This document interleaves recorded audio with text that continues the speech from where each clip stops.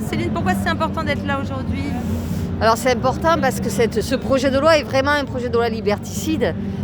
qui porte des atteintes graves à différentes libertés, à différents droits fondamentaux, dont bien évidemment la liberté et le droit d'informer, mais aussi la vie privée, et aussi bien évidemment la liberté de manifester. Et dans le même temps, bien évidemment, puisque c'est quand même un projet de loi qui s'étend sur la sécurité en globalité, il s'attaque aussi au service public de la sécurité, puisqu'il élargit les prérogatives de la police municipale et qu'il privatise un petit peu aussi la sécurité. Ça voudra dire aussi donc que nous n'aurons pas une sécurité dispensée de la même manière sur tout le territoire, ce qui est un problème aussi d'égalité. Mais c'est vrai qu'aujourd'hui, ce qui nous inquiète quand même le plus, c'est ces atteintes aux libertés d'informer. Parce que forcément, si les journalistes ne peuvent plus faire leur travail, notamment pour couvrir les manifestations, ça aura un impact sur nos droits à manifester.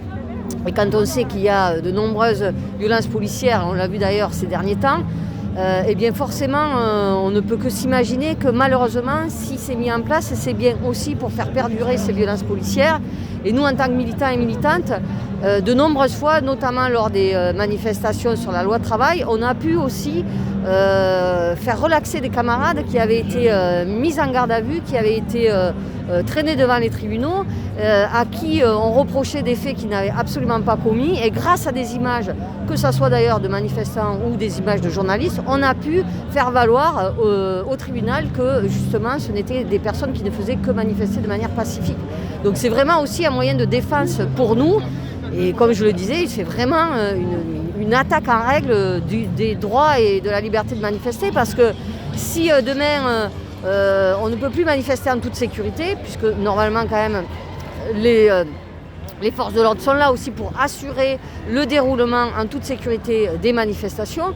Si demain on risque de perdre un œil ou d'être amputé ou d'être mis en garde à vue lors des manifestations, forcément que ça va dissuader un grand nombre de la population. Et ça ne nous permet pas à nous justement d'élargir les mobilisations qui sont en plus dans la période très nécessaires, puisque dans le même temps il y a de fortes offensives sociales de la part de ce gouvernement.